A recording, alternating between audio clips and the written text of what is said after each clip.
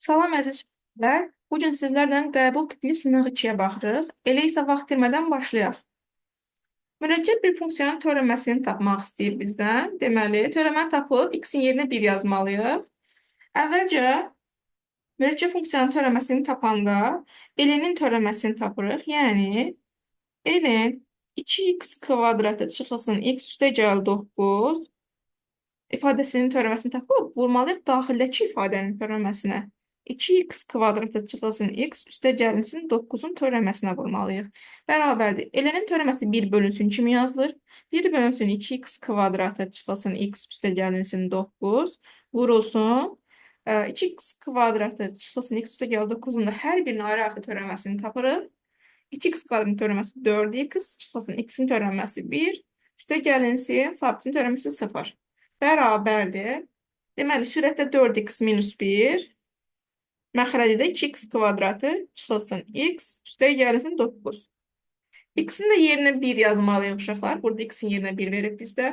4 vurulsun 1 çıxılsın 1, 2 vurulsun 1-in kvadratı çıxılsın 1, üstə gəlinsin 9. Bərabərdir 10-da 3. E variantı. Baxırıq sual 2-yə. Limit n yaxınlaşır sonsuzluğa. Kəsr xəttində sürətdə kök altında 25-in, məxrəcdə kök altında 36-in, üstə gəlsin kök altında 15-in. Sürətdə, məxrəci də kök altında n-ə bölək uşaqlar.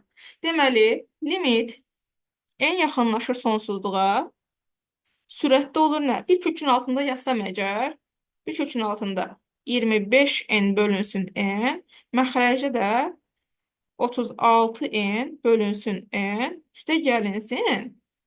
Bu 15-in 2-dən kökün altında olduğuna görə, deməli, n kvadrat kimi daxil olacaq kökün altına uşaqlar.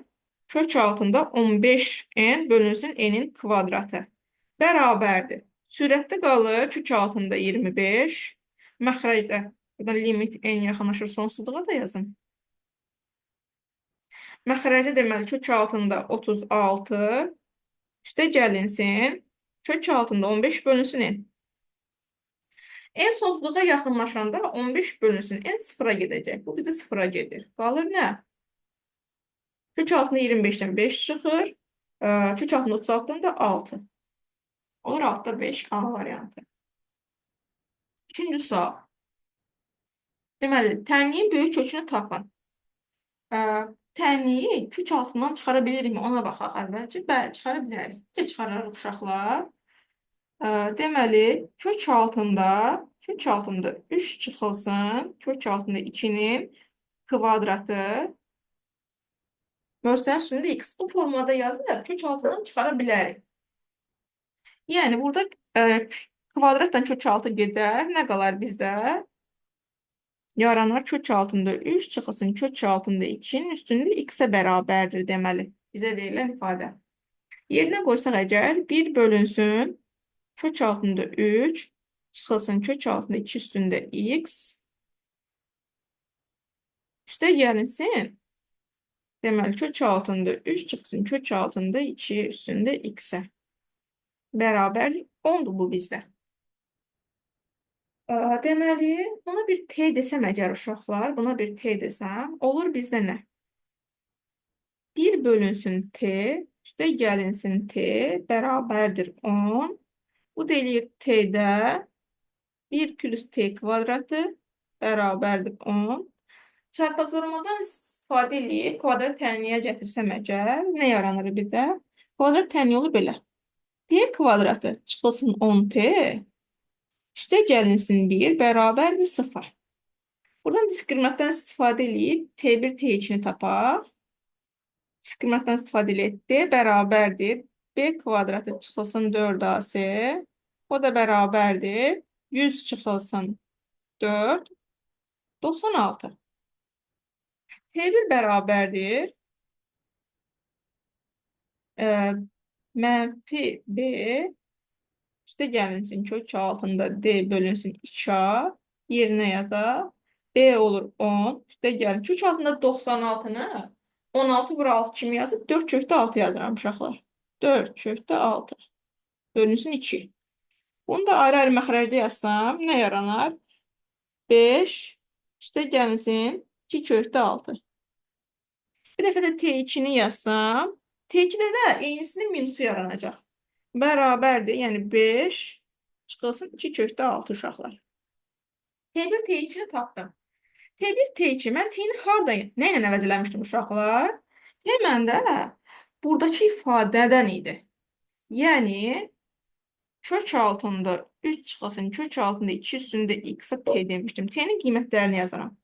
Bir dəfə 5 çıxılsın 2 kökdə 6 yazıram. Bu birinci həllim olacaq məndə. Buradan əmələ gəlir ki, deməli, kök altında 3 çıxılsın kök altında 2 üstündə x-i bərabər eləyirəm. Bunu yıxsaq əgər mövzuda kök altında 3 çıxılsın kök altında 2-nin kvadratı kimi yazaram. X də bərabər olar 2-yə. Buradan x-in 2 olduğunu tapdım. Digər t üçün, yəni t2 üçün əgər həll eləsəm, ikinci variant. İkinci həll bərabərdir. Yəni kök altında 3 çıxılsın kök altında 2 üstündə x bərabər olmalıdır məndə nəyə? 5 üstə gəlinsinə yazmalıyam bu sefer. 2 kökdə 6. T2 deyil də T1 üçün. Aha.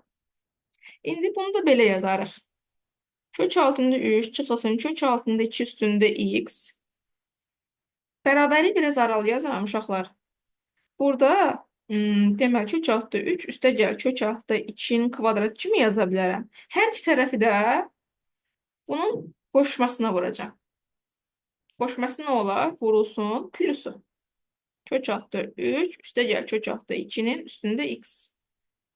Bərabərin digər tərəfində yazıram. Kök altında 3 üstə gəl kök altında 2 üstündə x. Bunu həll eləsəm indi bu tərəf T1, T2-ni silirəm uşaqlar. Qarma-qarışıqlıq yaranmasın deyə. Buranı sildik. Bizə nə əmələ gəldi? Bu ikisi verər bizə demək a minus b, a plus b-dən kök altında 3-ün kvadratı çıxır. Kök altında 2-nin kvadratı üstündə x verər. Bu da verir 1 üstündə x bizə. 1 üstündə x verəcək bizə. Bu tərəf nə verəcək bizə? Bu tərəfdə deməli kök altında 3 üstə gəl kök altında 2 üstündə x minus 2 verər bizə. Bərabərləşdirin indi bunu. Yəni 1-in üstündə x bərabərdir. Buradan yazacağım. Kök altında 3 üstə gəlsin. Kök altında 2 üstündə x plus 2. 1 üstündə x-a nə versə uşaqlar bu bizdə 1 verəcək. 1 verəcək. Bu tərəfində 1 eləməsi üçün üstü 0 olmalıdır. Üstü 0 olması üçün x olmalıdır mənfi 2. Deməli, x-in bir dənə mənfi 2 qiyməti var. X oldu 2 və x oldu mənfi 2. X-in tənliyin böyük kökünü istəyirdi bizim, yəni müsbət 2-ni istəyirdi. B variantı. Baxırıq 4-cü suala. Deməli, loqaritmik bir ifadə verib bizə. Bu ifadəni həll eləməkdən ötürü necə eləyə bilərik? Sadələşdirək əvvəlcə. Loqaritma 14 əsasdan 98-ə bir A deyərəm. Loqaritma 14 əsasdan 2-yə də bir B deyərəm. İndi yerinə qoyaq. Kəsr xəttində A-nın kvadratı çıxılsın 6AB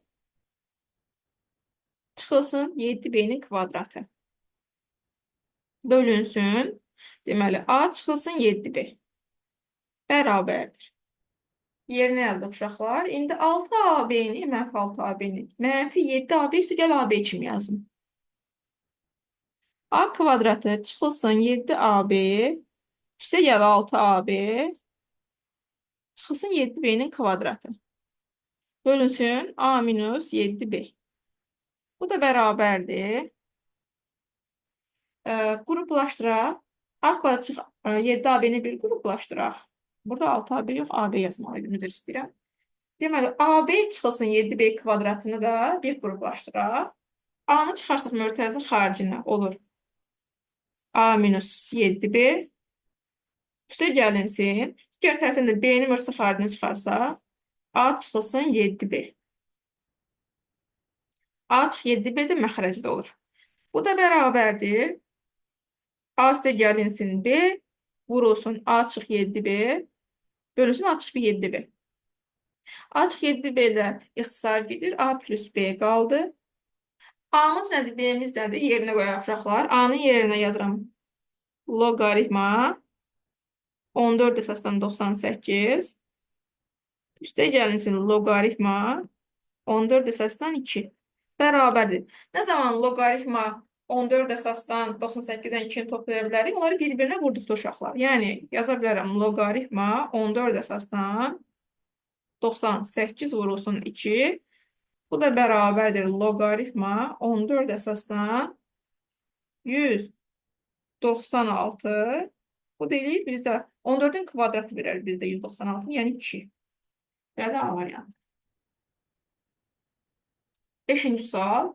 Deməli, sinüs 4x bərabər kök altında 3, kosinüs 2x tənini həll edin.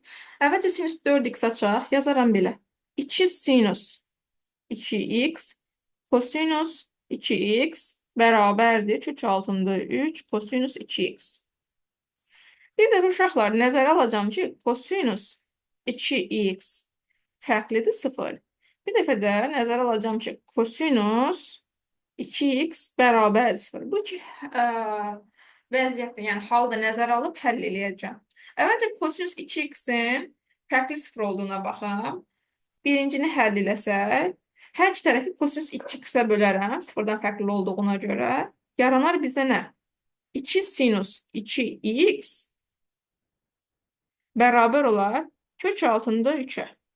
Yəni sinüs 2x bərabər olar kök altında 3 bölünsün 2-yə.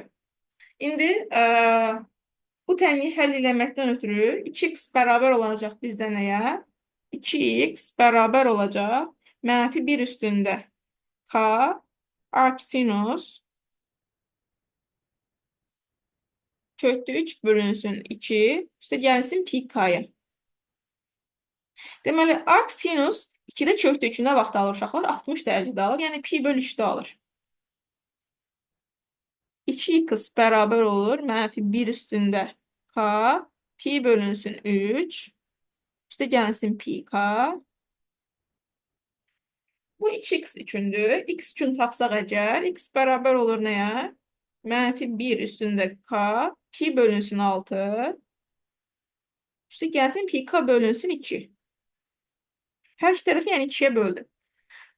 Kosinüs 2x-in 0-dan fərqli halına baxdıq. Yəni, hər tərəfi kosinüs 2x-ə böldük. Bir də 0-a bərabər olduğuna baxaq. Yəni, ikinci hala baxaq. İkinci halda buradan qeyd edirəm. Yəni, kosinüs 2x bərabər olsa 0-a, bu tənliyi həll edəsək, yazarıq belə. 2x bərabərdir.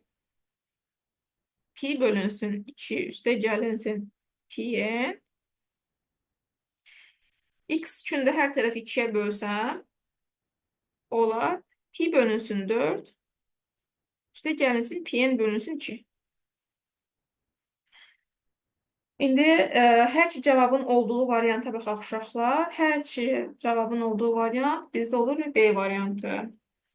Baxırıq indi 6-cı suala. M çoxluğu 60 ədədin natural bölənləri çoxluğudur. Bu çoxluğun elementləri sayını tapın.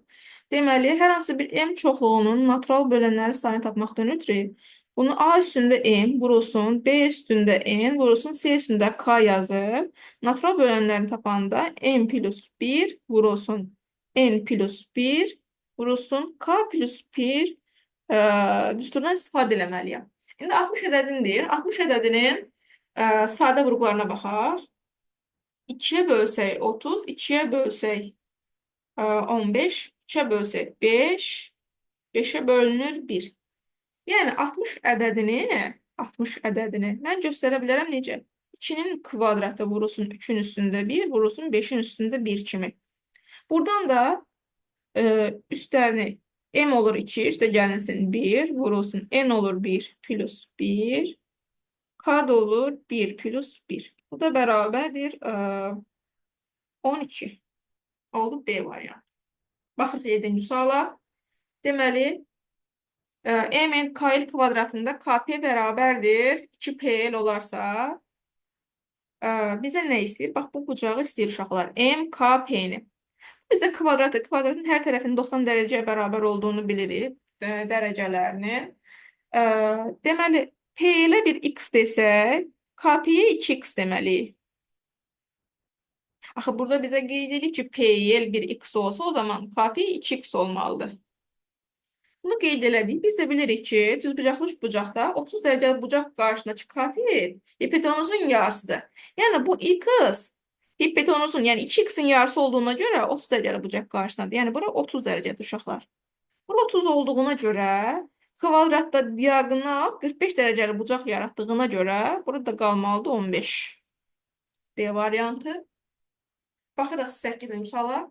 Artan həndəsi silsilənin birinci həddi 2-yə, ilk 3 həddinin cəmi 26-ya bərabər olarsa. Deməli, birinci həddi B1 bərabərdir 2-dir. İlk 3 həddini də necə yazaram? Deməli, B2-ni yazaram belə. B1 Q kimi. B3-ü də yazaram. B1 Q-nün kvadratı kimi. Bizim də B4-ü istəyir uşaqlar. İndi ilk 3 həddini cəmi yazım. B1 plus B1Q üstə gəlinsin. B1 Q-nün kvadratı. İlk 3 həddinin cəmi budur. Bu da bizi 26-dır. B1-in qiymətini yerinə yazaq. 2 vurulsun 2Q. 2 üstə gəlinsin 2Q. Üstə gəlinsin 2 Q-nün kvadratı bərabərdir 26. Hər tərəf 2-yə bölsək, olur bizdə 1 plus Q üstə gəlinsin. Q-nün kvadratı bərabərdir 13. Bunu kvadrat tənlik formasında yazsaq, yəni 12 bərabərin sol tərəfinə çəkirsək, olar Q kvadratı üstə gəlinsin Q çıxılsın 12 bərabərdir 0 olar. Görək Q1, Q2-ni şifayı görə bilirik uşaqlar. Vuranda mənfi 12, üstə gələndə müsbət 1 eləsin. Daha doğrusu üstə gələndə mənfi 1 eləsin. Yəni Viyot teoremindən istifadə eləyək. Bəli. Q1 olar bizdə mənfi 4. Q2 də olar bizdə müsbət 3. Vuranda mənfi 12 edir. Üstə gələndə mənfi 1 verir. Yəni mənfi B-ni verməlidir.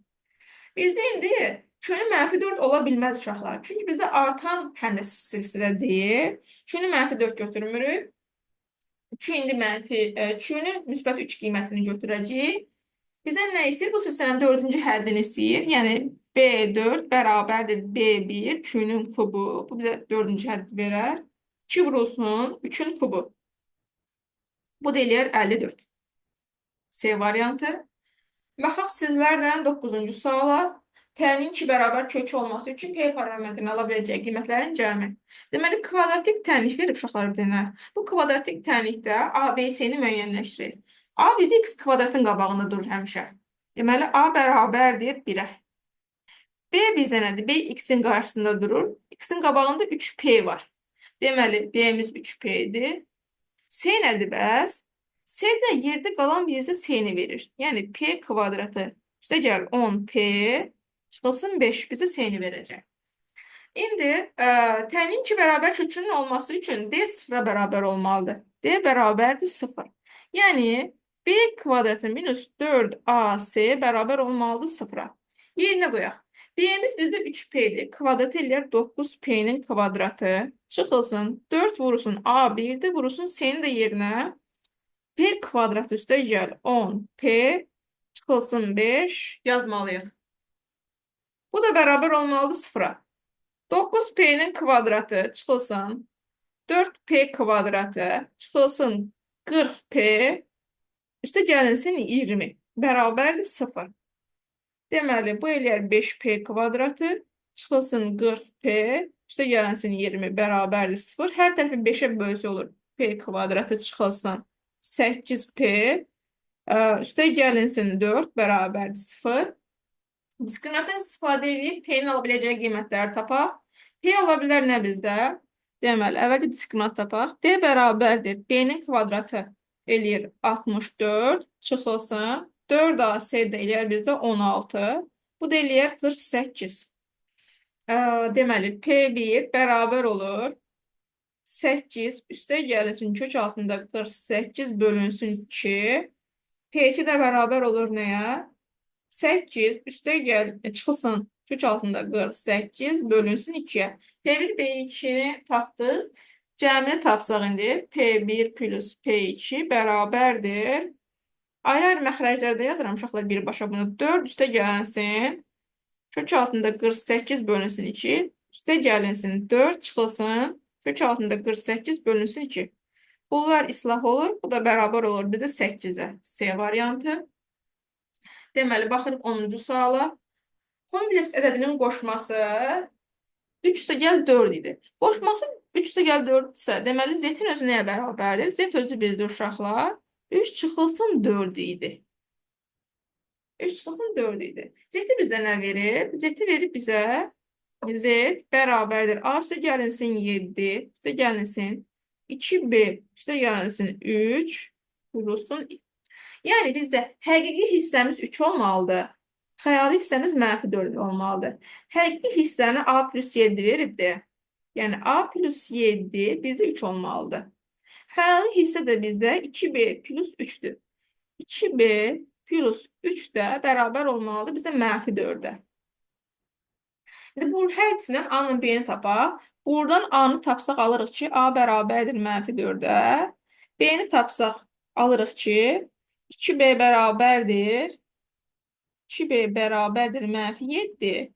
B də bərabərdir -3/5. A-nın B-ni tapdıq. Deməli, A-nın B-nin hasilini istəyir bizdən də. A vurulsun B bərabərdir. -4 vurulsun -3/5. O da bərabərdir 14. Baxaq 11-ci suala. Deməli, ABCD poliqramında AC-nin FC-yə nisbəti 10-un 7-yə nisbətidir. AD 50-dir. AD 50-dirsə uşaqlar BC də 50 olmalıdır. Buradan BC-nin 50 olduğunu qeyd edirəm. Daha sonra bizə nə istəyir? EC çıxılsın BE-ni istəyir.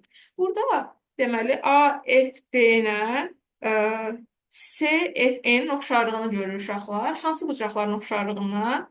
Deməli, F bucağının bu hissəsi hər ikisində eynidir. A bucağının birinci göstərdiyim tərəfi ilə C bucağının göstərdiyim tərəfi oxşardır. E bucağının göstərdiyim hissəsi ilə D bucağının göstərdiyi hissəsi oxşardır.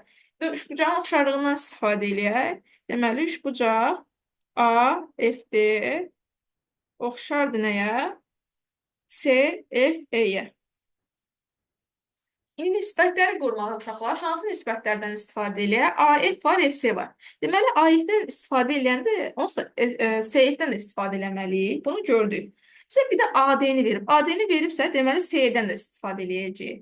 Nisbəti yazıram. AF-in CF-ə nisbəti bərabərdir AD-nin CE-yə nisbəti. Bu nisbətdən CE-ni tapacağıq. Yerinə qoyanda. AF 10K-dır. 10K-nın 7K-ya nisbəti bərabərdir. AD 50-dir. 50-nin CE-yə nisbəti. K-lar ixtisar gedir. Burada CE bərabər olur nəyə? CE bərabər olur. Deməli, 50 vurulsun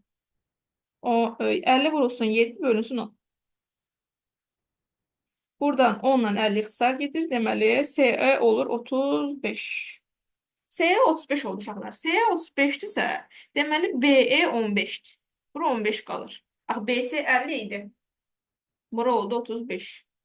Bizdən də istəyir EC çıxılsın BE bərabərdir. EC nə qədərdir? 35 çıxılsın 15, o deyir 20.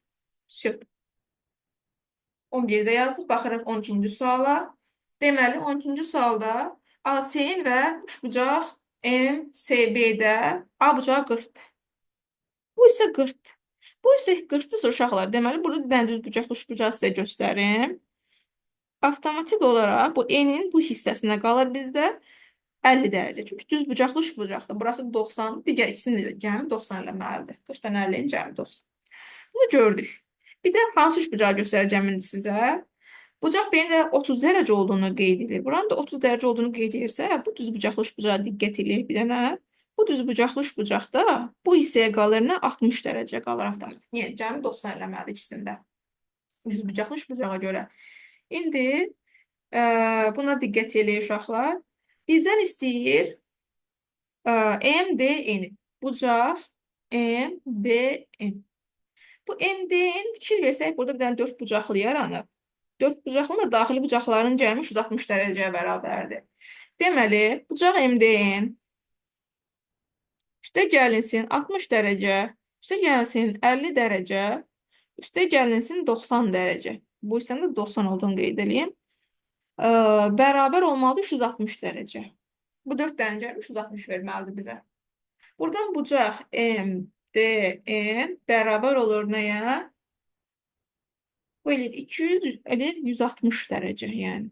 Bucaq MDN oldu 160 dərəcə C variantı. Baxırıq sizlərdən indi 13-cü suala. Təyin kökləri hasilini tapın deyir. 9-u 3-ün kvadratı kimi yazıram. 3-ün kvadratı üstündə x minus 2 çıxılsın 30 vurulsun. 3-ün üstündə x minus 2 üstə gəlsin 81 bərabərdir 0. Uşaqlar, deməli 3-ün üstündə x minus 2-yə bir dənə t deyəcəm. Nə bir t deyim. Olur t'nin kvadratı çıxılsın 30t üstə gəlsin 81 bərabərdir 0. Görək t'nin şifayı tapa bilirik. Vuranda 81 üstə gələndə müsbət 30. Deməli, bəli, T1 olur 27, T2 də olur bizdə 3. Vuranda 81 edir, üstə gələndə müsbət 30 verdi bizdə. Yeni qiymətləri tapdıqsa, gətirib burada yerinə yazacağım indi. Burada yerinə yazdıqda 3-ün üstündə x minus 2 bərabərdir. Bu belə yazılır. 3 üstündə x minus 2 nə vaxt olur? Bölmə olanda uşaqlar. Yəni 3-ün kvadratına bölünəndə üstləri çıxılırdı. Bu bizdə bərabərdir nəyə? T, yəni 27-yə. Buradan çarpaz vurmadan istifadə eləsəm əgər, olur belə. 3-ün üstündə x bərabərdir. 27-ni 3-ün kubu kimi yazarım. 3-ün kubu vurulsun, 3-ün kvadratı. Yəni 3 üstündə x bərabərdir. 3 üstündə 5. X də oldu 5. X-in 5 olduğunu tapdıq bir dəfə. Bir dəfə də, yəni T2-ni 3 olduğunu nəzərə alacağım. Yəni yazıram belə. 3-ün üstündə x bölünsün 3-ün kvadratı bərabərdir 3-ə. Eləyir. 3 üstündə x bərabərdir 3 vurulsun 3-ün kvadratı. Yəni 3 üstündə x bərabərdir 3-ün kubu. X də bərabərdir 3-ə. Bir dəfə də x-in 3 olduğunu tapdım. Mən də təyin kökləri hasilini istəyir. Yəni x1 vurulsun x2 o da bərabərdir 3 vurulsun 5, 15. Yəni D variantı. Baxırıq 14-cü suala. Deməli, A və B vektorları vahid vektor olarsa, vahid vektor nədir uşaqlar? Yəni, mütləq qiyməti 1-ə bərabərdir. Uzunluğu 1-ə bərabərdir. İndi A vektorunun ayrılıqda uzunluğunun qiymətini tapaq. Bərabər kök altında x-in kvadratı üstə gəlinsin 0-ın kvadratı, üstə gəlinsin 1-in kvadratı. Bərabərdir. Buradan bu 1-ə bərabər olmalıdır. Alıram ki, x burada deməli uşaqlar 0 imiş ki, A-nın mütləq qiyməti 1-ə bərabər olub. Buradan x-i tapdıq. İndi B-dən y-i tapaq. Bərabər kök altında. Deməli, B-də 0,6-nın kvadratı. Üstə gəlinsin y-in kvadratı. Üstə gəlinsin 0-ın kvadratı. Bu bərabər olmalıdır nə yapacaq? 1-ə bərabər olmalıdır. Deməli, bu eləyir 0,36. Üstə gəlinsin y-in kvadratı bərabərdir 1. Hər tərəfi kvadrata yüksəlsəm eləyir 0,36. Üstə gəl y-in kvadratı bərabərdir 1. Y-in də 0,8 oldu. Artıq buradan görsən uşaqlar. 0,8.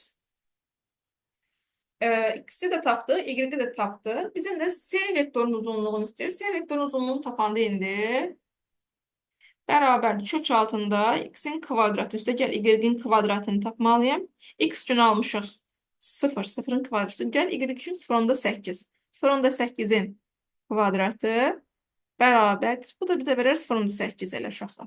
Yəni A variantı. Baxaq 15-ci suala.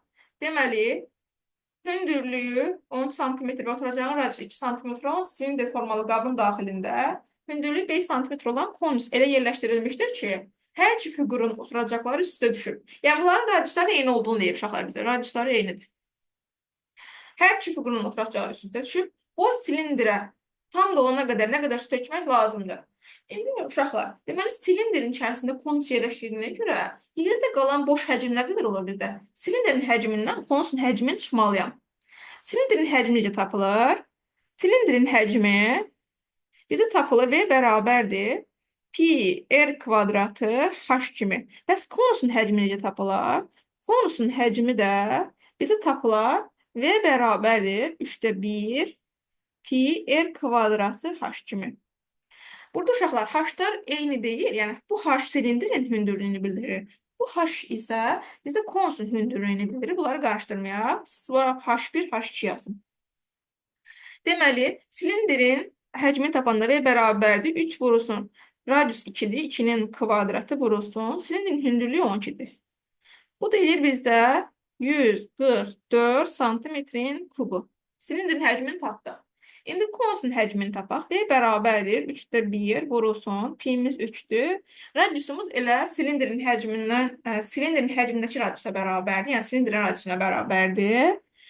Yəni 2-nin kvadratı vurulsun. Hündürlük də bizə konusun hündürlüyünü 5 santimetr verir. Vurulsun 5. Bərabərdir. 3-lər ixtisar gedir. Bu da eləyir 20 santimetrin kubu. Deməli, konusun həcmini də tapdıq. Silindrin həcmindən konusun həcmini çıxsaq əgər, bizdə nə qədər boş həcm qaldığını, nə qədər hissəni su ilə doldurmalı olduğumuzu taparıq. Yəni 144 santimetrin kubundan çıxmalıyam 20 santimetrin kubunu. Bu da eləyir bizə 124 santimetrin kubu. Olur, doğru cavab A variantı. Bugünlük sual izahımız bu qədər uşaqlar. Əgər bu tip qəbul sınaqlarının izahının gəlməyini istəyirsinizsə, kanala abunə olub bəyənməyi unutmayaq. Hələlik uşaqlar.